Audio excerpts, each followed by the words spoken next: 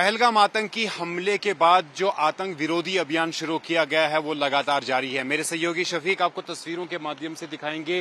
Jammu Kashmir police के जो special operation group के जवान हैं वो यहां पर इस इलाके में लगातार सर्च ऑपरेशन अंजाम दे रही है। सीआरपीएफ के जवान भी इस ऑपरेशन में जुड़े हैं और वही स्थानीय लोग जो पोनीवालाज है वो भी कहीं ना कहीं पर सुरक्षा एजेंसियों की, सुरक्षा बलों की सहायता के लिए अपने घोड़े लेकर जो अटैक स्पॉट है उस तरफ लगातार जा रहे हैं। कल दोपहर के बाद अचानक से 3 से 4 आतंकवादी बैसरन की वादी में घुस गए और वहां पर उन्होंने गोलियां चलाई। करीब 200 राउंड्स बताए जा रहे हैं ये जो गोलियां चलाई गई हैं और सबसे पहले तो अंधाधुंध गोलियां चलाई, लेकिन उसके तुरंत बाद लगातार उन्होंने नाम पूछकर, धर्म पूछकर लोगों को टारगेट करना शुरू किया और इस हमले में अब तक जो है 26 लोगों की मौत हुई है।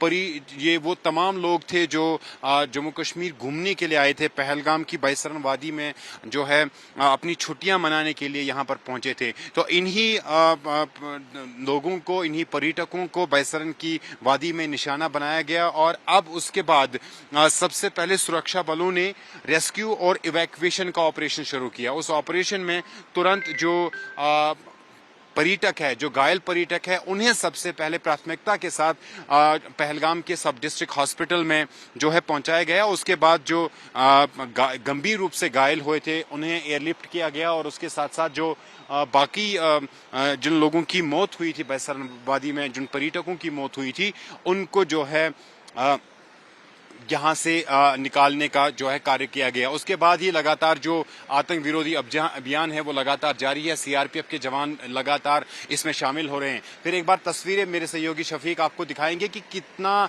जो ये रास्ता है कठिन है, क्योंकि पक्की रोड तो नहीं है और जो पोनीज का इस्तेमाल इस जगह पर जाने के लिए किया जाता है उस कई तरह की कठिनाइयों का जो है आप देखेंगे स्थानीय लोग भी लगातार जा रहे हैं। तो कहीं ना कहीं पर जो कठिनाइयां हैं वो भी सुरक्षा बलों के पास एक बड़ा चैलेंज है। काफी गुंजान वाले ये जंगल है, काफी घने जंगल है और इन्हीं जंगलों के बीच बैसरन की वादी है जिसे फिलहाल सुरक्षा बलों ने पूरी तरीके से सील कर दिया है, क्योंकि वहां पे इन्वेस्टिगेशन लगातार जारी है और इन्वेस्टिगेशन में एनआईए भी जुट गई है। एनआईए के बड़े अधिकारी पहुंच गए थे, उन्होंने सबूत इकट्ठा करने का जो प्रयास है वो लगातार उनका जारी है और प्रयास इकट्ठे किए जा रहे हैं। तो इसके साथ साथ यहां पर गृह मंत्री अमित शाह भी कल देर शाम ही श्रीनगर पहुंचे। प्रधानमंत्री नरेंद्र मोदी ने गृह मंत्री अमित शाह के साथ बातचीत की और तुरंत गृह मंत्री अमित शाह श्रीनगर के लिए निकल पड़े। गृह मंत्री अमित शाह ने देर शाम राजभवन में उच्च स्तर की बैठक की। उस बैठक में जम्मू कश्मीर के उपराज्यपाल मनोज सिन्हा शामिल रहे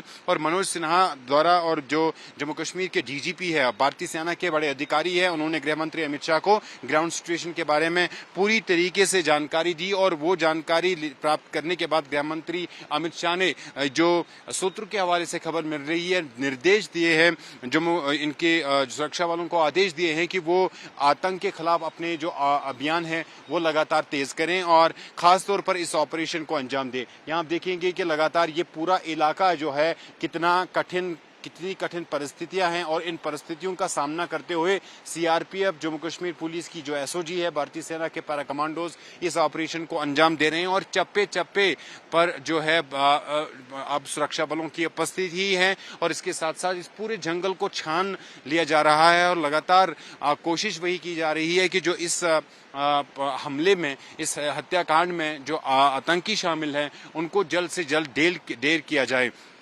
गृह मंत्री अमित शाह ने बैसरन वैली का भी खुद दौरा किया, खुद ग्राउंड जीरो पर पहुंच गए और लगातार जो है ग्राउंड सिचुएशन का जायजा लिया और कोशिश फिलहाल सुरक्षा बलों की ये है कि उन आतंकवादियों को जल्द से जल्द ढेर किया जाए जो इस घटना में शामिल है। 3 से 4 आतंकवादी बताए जा रहे हैं, चारों के चार जो है फिलहाल बताया जा रहा है कि विदेशी आतंकवादी है, पाकिस्तान की लश्कर तैयबा आतंकवादी संगठन से जुड़े हैं। फिलहाल जम्मू कश्मीर पुलिस द्वारा 3 स्केचेस जो है वो रिलीज किए गए हैं। ये स्केचेस इंटेलिजेंस इनपुट्स के आधार पर रिलीज की गई हैं और पैसरन पहलगाम में इन घने जंगलों के अंदर सुरक्षा बलों की प्राथमिकता इस वक्त है कि उन आतंकवादियों को जल्द से जल्द ट्रेस किया जाए और जल्द से जल्द उनको उनका जो है निपटारा किया जाए, क्योंकि ये एक बड़ी इस वक्त प्राथमिकता है। बाकी जो आतंकी हमले के बाद जिन लोगों की मौत हुई है, जिन पर्यटकों की मौत हुई है, उनकी डेड बॉडीज को फिलहाल उनके घरों के लिए भेज दिया है। गृह मंत्री अमित शाह ने श्रीनगर में उनको श्रद्धांजलि अर्पित की है। जम्मू कश्मीर पुलिस और सीआरपीएफ और भारतीय सेना के बड़ी अधिकारी ऑपरेशन में जुटे हुए हैं और लगातार कोशिश की जा रही है कि उन आतंकवादियों का सफाया किया जाए जो इस घटना में शामिल थे। कैमरा पर्सन शफीक के साथ सोहेल, बैसरम पहलगाम।